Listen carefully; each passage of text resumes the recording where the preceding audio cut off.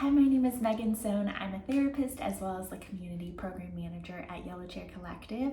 Today I'll be talking about burnout, recognizing the signs, and learning to recover. Burnout is a really popular phrase thrown around a lot, and for good reason. These days a lot of people are experiencing burnout, but in my conversations around burnout, I think sometimes there's a misconception that burnout is simply just being stressed, and therefore all you need to do if you're burnout is take some rest, go on a vacation. But burnout is actually a lot more complex and more holistic.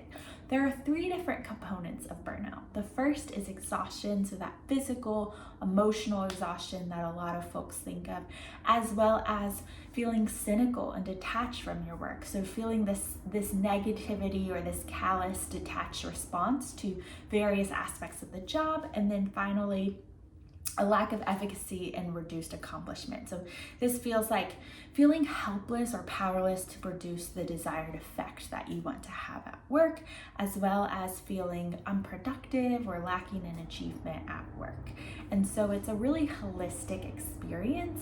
And if you're experiencing signs of burnout, you'll want to look for signs across three different domains. The first is the physical. So that can be things like you're tired no matter how much sleep you're getting, or maybe you start to notice that your immune system has shifted and you're starting to get sick more often.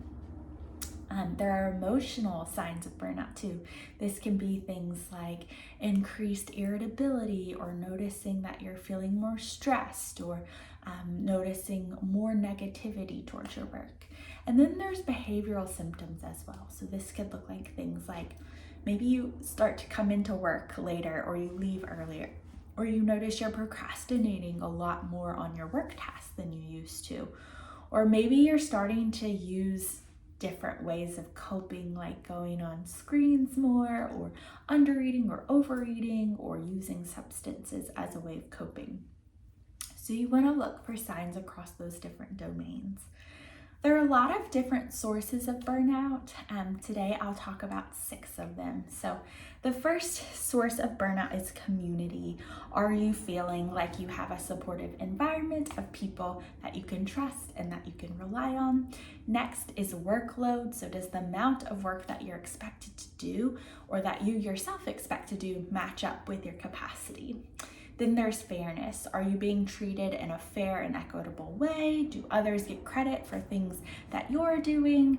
Control is a big one. Do I have the right amount of autonomy and impact in decision making and outcomes? Reward. Do the rewards that I can get, this can be things like recognition, pay, benefits, and even personal satisfaction. Do those rewards I get match up with the amount of effort and time that I'm putting in? And then finally, values. Do my personal and workplace values line up with the work that I get to do?